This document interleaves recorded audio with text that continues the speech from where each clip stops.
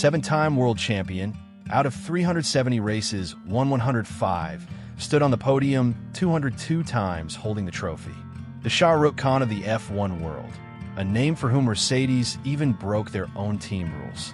A man whose name alone could sell car posters.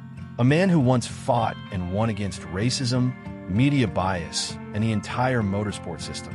And today, that man says live on TV in front of the whole world, "I'm useless." He didn't blame Ferrari. He didn't count his team's mistakes. He didn't put the blame on the car. He took all the blame for his loss on himself and showed the media their TRP. A man who is a world champion himself, calling himself useless. What would be bigger news than this? And all the media houses rushed to milk the TRP. On TV, they screamed headlines. Ferrari's car is perfect. After all, it's Ferrari. The fault lies in Lewis. The charm inside him is gone. He's not able to win anymore, so now he's making excuses. He's creating emotional drama. Lewis's time is over. Now F1 needs a new legend. But no one thought that the man who ruled F1 for 12 years, who lifted the trophy on the podium every single time, who didn't even spare Putin in a champagne shower, that man today is calling himself useless on national TV. And you believed Lewis doesn't have the ability left? Think with your own mind. Lewis Hamilton is the first black driver in F1 history. Since childhood, people judged him for his skin color.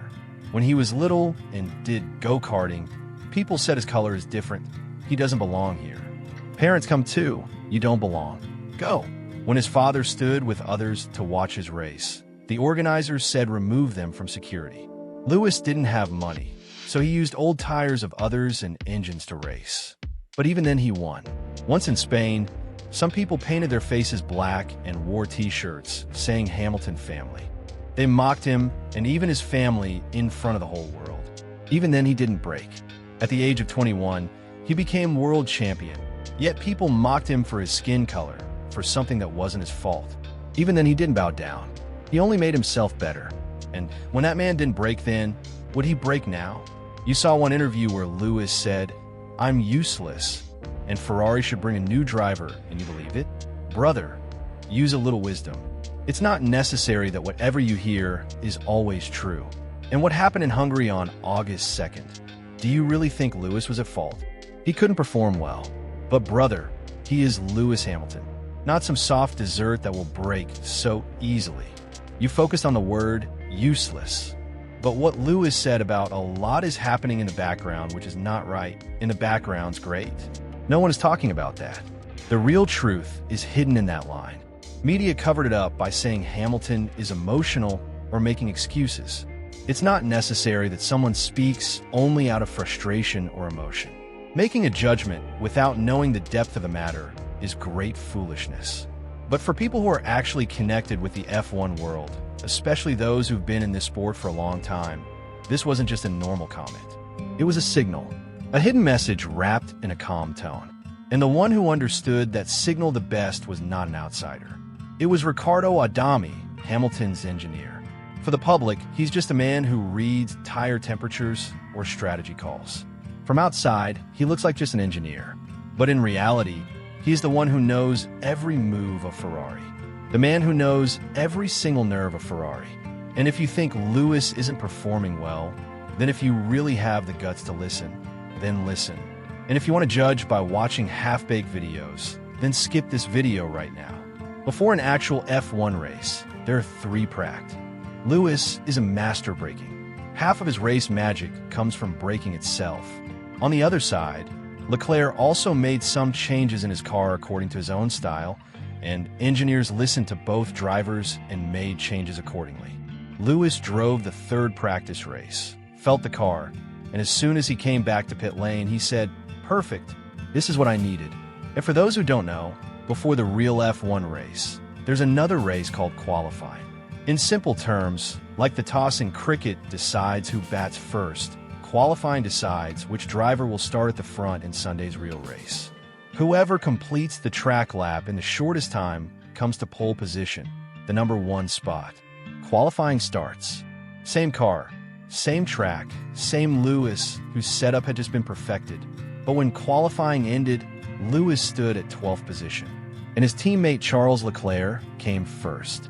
That means in Sunday's race, Leclerc would start from pole position, and Lewis would start from 12th.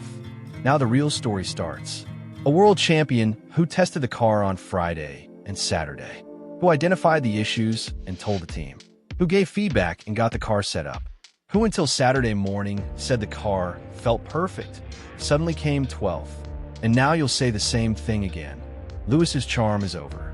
Wait, remember the 2021 Brazil Grand Prix, where Lewis started from last position, overtook everyone, and finished first? That Lewis stopped at 12th. Same car, same team, same track. Leclerc first, Lewis 12th. The only reason was between qualifying and third practice, in those few hours, the team reversed all the changes Lewis had made. The changes that made the car feel perfect to Lewis were undone, making it unstable again. Meanwhile, Leclerc's car remained untouched. The changes Leclerc made stayed as they were. That means the car Lewis drove in third practice with control, that same car was made unstable again. And Lewis is not a normal drive. Every time, the same feeling as an FP1. Meanwhile, Leclerc's setup stayed untouched.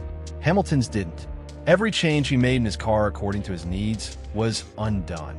But Leclerc's car wasn't touched. This was a planned conspiracy. Someone didn't want Lewis to win. Lewis didn't create too much noise. But the limit was crossed when Sunday came. The real race day. Just before the race, everyone was in the same room for a final meeting. No cameras, no media, just drivers, engineers, strategy people, and a table full of data.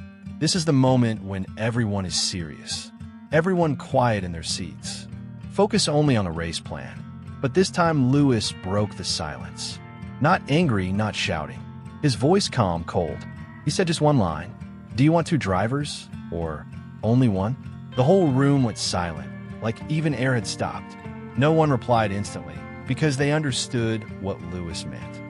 Everyone knew. This wasn't a complaint, nor an emotional dialogue. It was a direct question, impossible to ignore. And now, let's break your illusion that Lewis has lost his charm. Listen, Ferrari betrayed their own driver not once, but twice. First, the car setup he had perfected after practice was reversed without informing him. And second, the real betrayal began after that. One day before the race, Lewis said just one small thing. Make the car balance a little smoother during braking. A small brake migration adjustment is needed. That's it. Nothing more, nothing illegal. But the reply was no. Protocol doesn't allow it. End of discussion. But at the same time, the other driver, Leclerc, said, change the tire blanket temperature setting, something that directly affects race performance. And the team immediately said yes. Same team, same rules. But for one driver, no. For the other, yes. The rule didn't change, brother. The person asking did. Now tell me, if you were in Lewis's place, what would you do? Scream at the team? Or expose the entire system in front of the media? Once, maybe it could be understood. But here was happening again and again. And yet you think Lewis is finished? That he doesn't have it anymore? Brother, he's not just fighting other drivers on the track. He's fighting his own team. But even then, he didn't say anything. He started the race from 12th position, fought with the car, and finished at 12th position, in a car that wasn't even built for his style. And yet he didn't give up. If he didn't go higher than 12th, he didn't let himself fall below either. And that's why he's called a legend. Even after fighting the world, facing humiliation, even after suffering betrayal from his own team, he still fought. And for me, his 12th position is far above a win. And if even now you think Lewis has lost it, then put yourself in his place and see.